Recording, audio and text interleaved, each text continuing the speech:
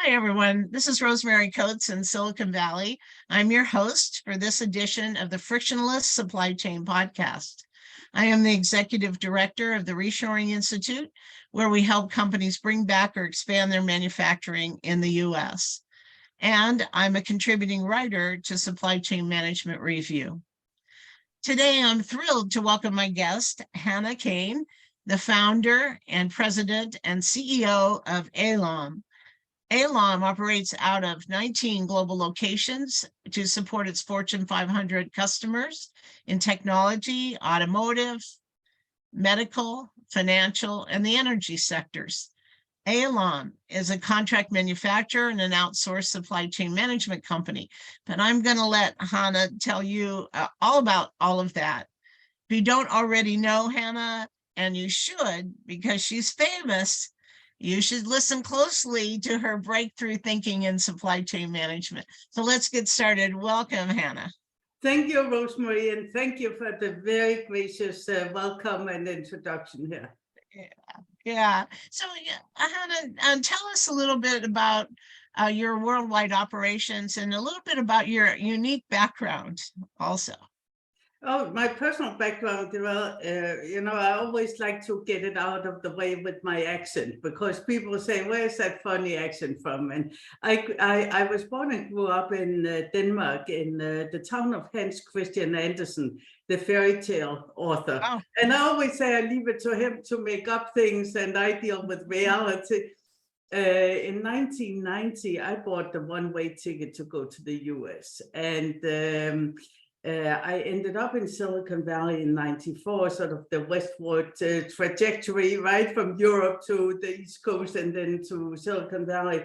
And I got really fascinated by all the innovation happening in Silicon Valley and the technology. And having been in manufacturing and environment, I started thinking about, okay, how does technology fit in with supply chain and how can we really leverage supply chain and make a company that's different in a number of ways, not just when it comes to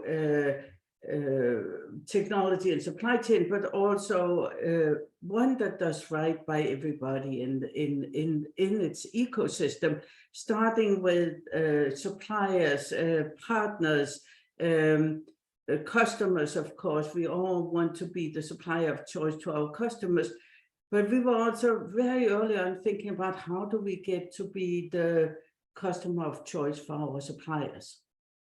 And of course, being the employer of choice and working with everybody in the ecosystem and creating a different environment. So that was kind of my vision when we started ALOM 97 years. It was in 1997, so it's 25 years ago. Sometimes it feels like 97, right? So we just celebrated our 25-year anniversary this year, and it's been really phenomenal. I've got staff who's been with me through the entire journey, and I'm super grateful for that. So is there some significance to the name ALOM? Well, I wanted to get started on it and nobody could give me any good ideas. And then I just wanted an acronym that was with an A, and we could get alom.com. And so it's Advanced Logistics Operations and Manufacturing. So, there's a rhyme to the rhyme and reason, but definitely, the idea was, can we create a very high-end, very controlled supply chain company that does the planning right, keeps things under control, and executes really flawlessly. So when you think about the world right now out there, it's there's a lot of complexity. And so what we do is we take that complexity that our customers are feeling and we translate that into something that we can execute on with excellence. So that's really a part of our secret sauce, is doing that translation so that we can execute really well. But it's also a collaborative company culture. And it's the vision of doing right by everybody in the supply chain. Yeah, I have a question about that later about the company culture and how interesting it is that ALOM has special projects, I guess, or special concern for employees and so forth. But we can talk about that in a little bit later. Can you tell me what the worldwide operations look like for ALOM? Yeah, so we are headquartered in Fremont, California, in the industrial corridor, innovation corridor of Silicon Valley. We are actually, our headquarters is in the Apple's first factory. So I'm always saying it's got good bones, it's good mojo, and then we have a campus there that's kind of stretched outside that complex, and then we have a campus in Indiana. So that is servicing mostly the East Coast of the US and to some extent into Canada. We also have a subsidiary in the Netherlands. That subsidiary really manages our EMEA business, so everything in the EU, in UK, in the Middle East. And then we have a subsidiary in Hong Kong that's managing our Asia business. And we have a total of 19 locations, so all managed either from the US headquarters or from the subsidiary. Do all of the locations do all of the same kind of work, or is it different by industry? No, some of them are different by industry. So we have locations that are very specialized for one customer, so they may not do the entire spreads of services. So we because of the way we're set up, we're really a company that customizes very much to our customers. So when we get a customer and we want to look at their supply chain and optimize it and look at how we can really make it flow. And that's why I love the title of this podcast so much, of Frictionless Supply Chain, right? Because in the end, we want to make it look very easy to our customers. And the way we do that, that's the goal. Yeah. That's the goal, is to make supply chains frictionless, right? So they operate easily and without stops and, no friction. Right? Exactly. And so the way we do that is a number of different things, apart from risk management, which I'm sure is for everybody these days a thing if we all think about. Right? We also have, of course, use of technology and traceability and visibility. And we share a lot of that with our customers. And then, of course, as we're setting it up, we are very much looking at how do we build redundancy and stability. And then we are trying to eliminate a lot of the big risk factors, such as border crossing. Every time you have a border crossing, it's a risk factor. Right?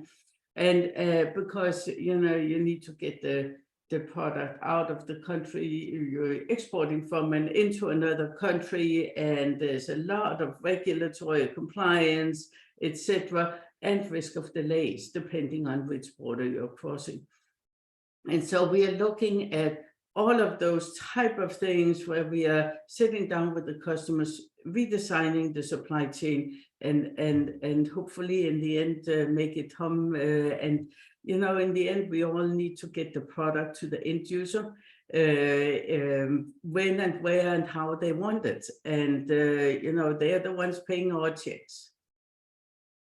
Can you give us a couple of examples of the kind of projects that you take on for your customers? What kind of things, what kind of work are you actually doing? So in the medical market, one of the things I'm very proud of my team for doing during the pandemic was manufacturing and distributing COVID test kits. So, and we did a tremendous ramp for some of our customers because the test came, obviously, we were all surprised by COVID. The test came out, and then, of course, they needed to be distributed. And this was really life-saving work. So we knew how critical it was to get the test out. So we collaborated with the customers. We have several case studies about it. One of the customers, we essentially, from we first started speaking to the customer till we shipped the first test kit was 15 days. From the contract was signed till we shipped was 7 days. Wow. That's amazing. And it was very crazy because again, we were dealing with all the COVID added complexities, right? And then we also were dealing with a medical product, meaning you need to register with the FDA and things like that. So, that was just really a record. So it's very typical the way we work. We still went through all our risk mitigation, all our thought processes, but very compressed. So we, one of our customers in that space had some government contracts, and their market was just exploding. And as we sat down speaking with them at the start of this 15-day period, we realized that they really had many stakeholders. So there were the clinics, they were operating live clinics. So their clinics needed to be replenished all the time with test kits.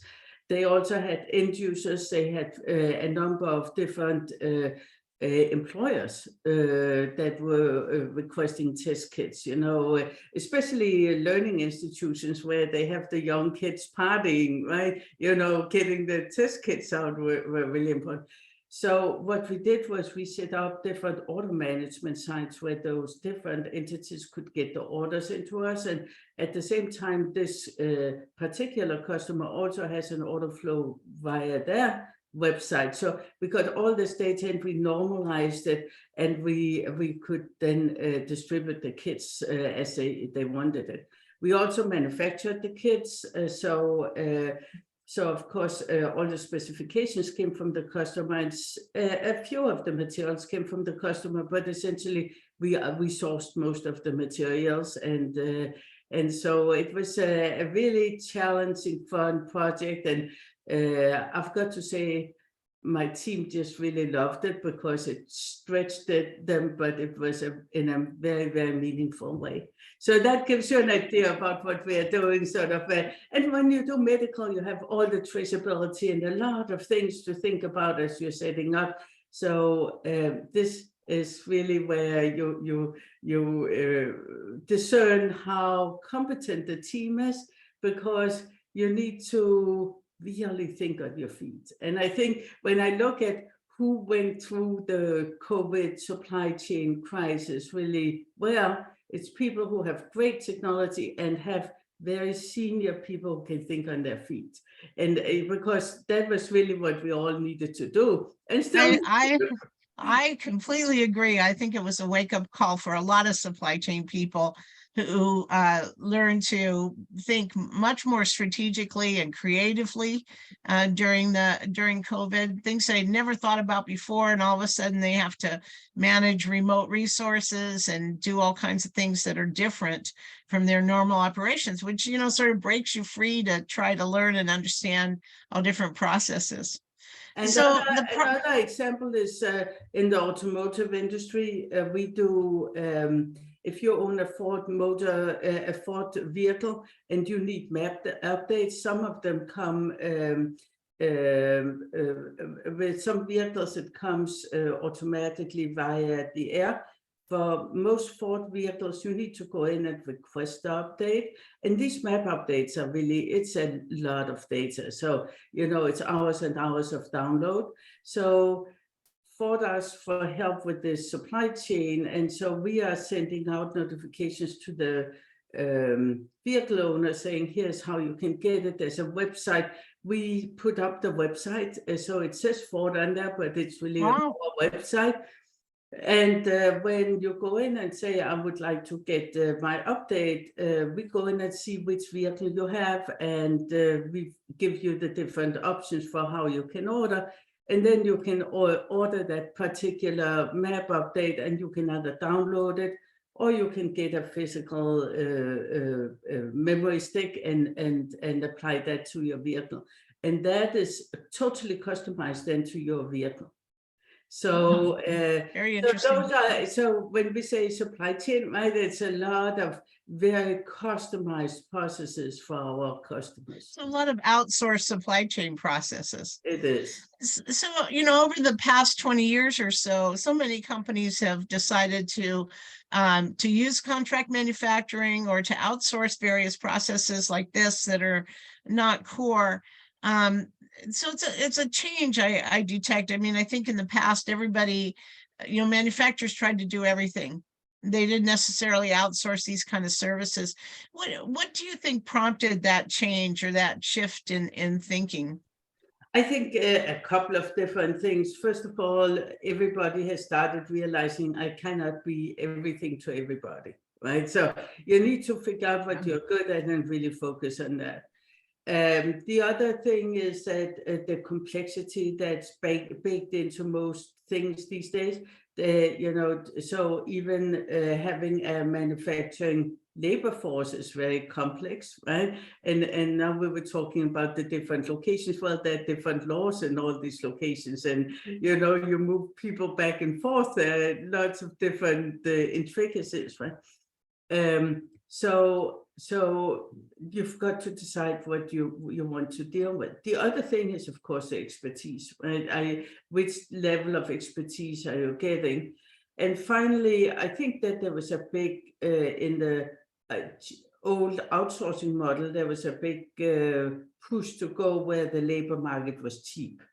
And that, for many, that had become a fallacy. And I know, Rosemary, when I speak with you, I'm preaching to the choir here, right? Yeah. But certainly labor cost is a meaningful thing. But in the end, you've got to look at the landed cost and the risk, right? Both of those two things.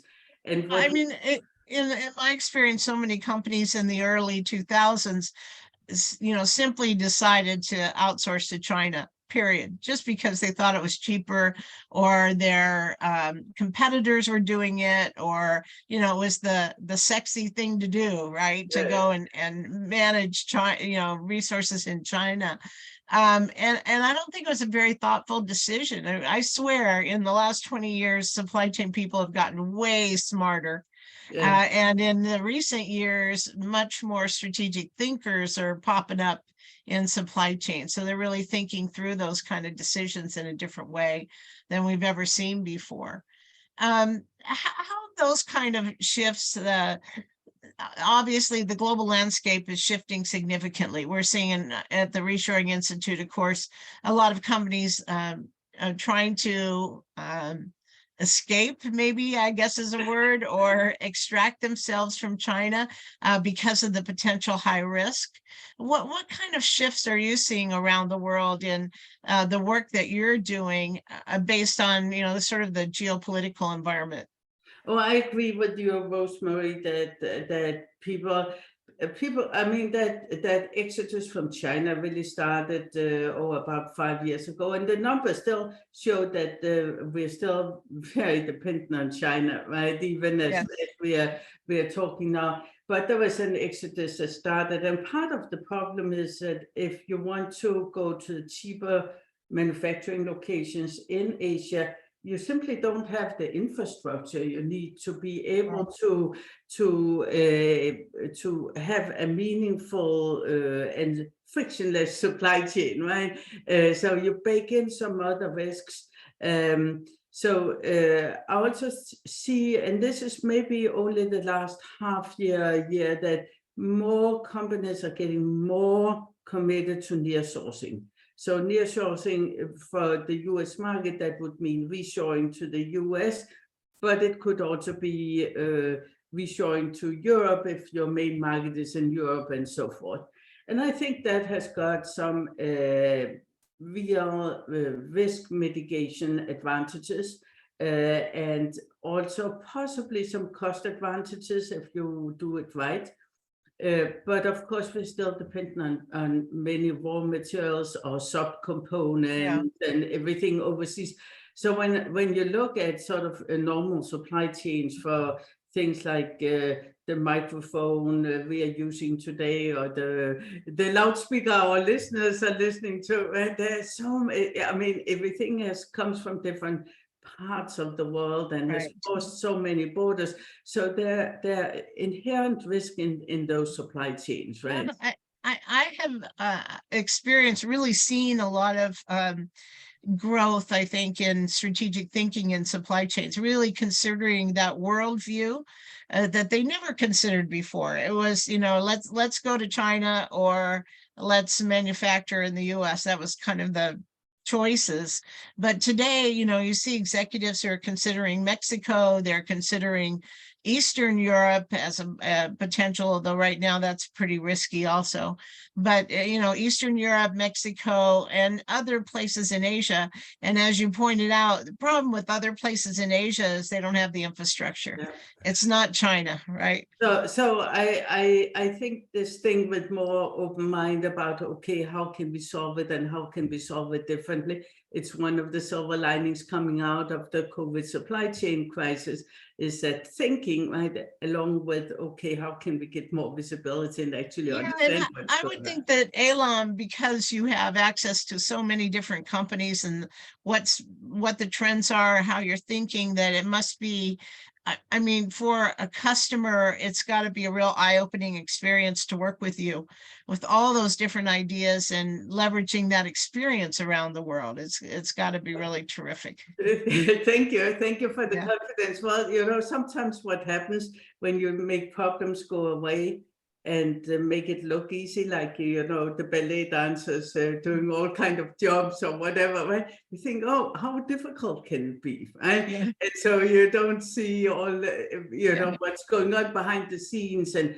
what it really takes to do that. So, you know, but we're very fortunate with our customers, and we've got many customers who recognize it. So I'm very grateful for that. Yeah. I have another question too, because I know that sustainability and circularity and supply chains is near and dear to your heart. Can you describe some of the programs that you have in place to address sustainability and some of the global environmental issues that are out there? Oh, absolutely. So it's part of our commitment to do everything to do right by everybody in the supply chain, and that includes the planet.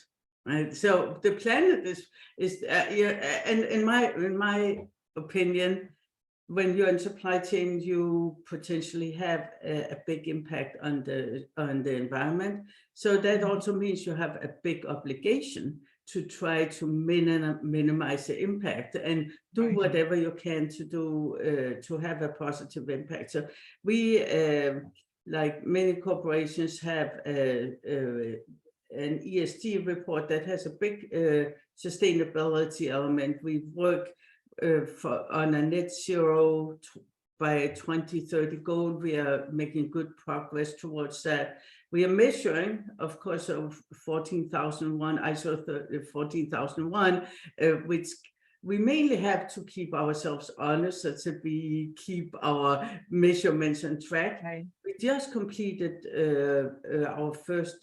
14,064 audit. That's for greenhouse gases. So we want to track that. We also are part of EcoVadis, global supply chain emissions tracking. We run sustainable power usage. So we get all our power from sustainable sources. So we run an employee-driven program to a large extent, where we are getting ideas up. So we are getting literally hundreds of ideas up from employees and implement. That's so good to hear, because so often employees have the best ideas. They're on the front line, they know where the issues are, but oftentimes management doesn't listen to that. So it's so good to hear that you have that kind of program in place. That's wonderful. So from a sustainability point of view, you have your own internal goals, as well as you're helping your clients. Yeah, too. so we work with our clients to see how we can minimize their impact on the environment, right? And that goes from, okay, can we do a smaller packaging, more sustainable packaging that still gets the product there in safe and good condition, but maybe we don't need the foil print that we know is especially bad for the environment, or maybe we can minimize the size that said we don't take up so much volume during transportation and those type of things. So we go through with our customers to see what we can do in the supply chain to minimize the impact. Very good. So along the employee lines, I know that ALOM is famous for your employee approach, and how you go about supporting your employees, and how respectful you are of the employees. Can you tell us a little bit about your philosophy around managing people? Well, I believe everybody shows up every day with the intent of doing their best, and my job, I'm what's called a servant leader. I like to think of myself as a servant leader. My job is to facilitate that, to help them be as successful as they can. And so that's giving them the tools, the information, etc., to be able to succeed, and the overall work environment. So, building the culture where everybody can succeed, regardless of background, and also really be very conscious about communicating. So each year we do a one-page business plan that we actually update quarterly, and all the employees get it. The janitor, the receptionist, the people on the production lines get a one-page business plan. It shows what we want to accomplish 3 years out, this year, and then we update quarterly with quarterly goals, so everybody can see what's going on. It also has our core values, so it's one of the nice things when people start, they can see what are our core values. It's really a roadmap for how to succeed at ALOM. Then, of course, we have a number of different programs that make everybody invested in being on the team, whether it's social get-togethers. We also have profit sharing and a number of other programs and incentives that make everybody feel they are part of both the success and the team. And I think it's inherent in everybody. We want to feel we belong. We want to be successful together with others, and that's a type of environment I strive to create. And also, of course, respectful, inclusive, and collaborative. Right? I think when I look at one of our success factors with our customers, it's our collaborative environment, because we deal with our multiple departments within the customers. We deal with their other partner suppliers, whether it's their CPAs who are interested in which inventory we hold for them, or it's ad agencies who are designing things. We interface with a lot of different people, not just seen from oh, here's a supplier and here's a customer, but there are lots of other entities, and having that inherent collaboration as part of our culture really makes it puts us in a very strong position. Well, ALOM certainly has a great reputation around Silicon Valley for being a good place to work. I think employees really appreciate that acknowledgement and being included in what's happening in the corporation, as well as a very respectful employee environment. So that's wonderful. So, Hannah, any closing thoughts for us? Any words of wisdom you can pass on to other supply chain people? Well, first of all, I want to say I am very grateful for my staff. I've got really fantastic staff, and and grateful to my entire network who are part of creating that success. But if I had to say something about supply chain, sort of in general, and where supply chain going, etc., I think that. Many people saw the COVID upheaval as something very extraordinary, and in many ways it was. But I also think that there is the upheaval we saw during COVID was, of course, much more than we saw before COVID, but it's really a trend. It's a trend that's going, that we get more and more complexity. There's more and more work around regulatory compliance. I am, as we spoke about, very much for sustainability, but it does create an additional layer of complexity in supply chains to build that in. And then, of course, we've got a lot of market shifts. And now I think if you're in supply chain globally, you're looking at also at currency shifts and cost shifts and different other things going on. So all those shifts are continuing to happen. And then, of course, geopolitics that we've seen really impacting supply chains. Brexit was one example, and then, of course, the invasion in Ukraine really impacting supply chains heavily in Europe and certainly around the world, but mostly heavily in Europe. So those type of shifts I see continuing. And so my advice for other supply chain professionals is, if get your tool sets into work, think about risk mitigation, really think through what's coming out in the future, and get more people into supply chain, right? I mean, that's one of the things I'm working on, is recruiting more people into supply chain, because we cannot do it alone. We need more people. We need that pipeline filled such that we can face the challenges in the future.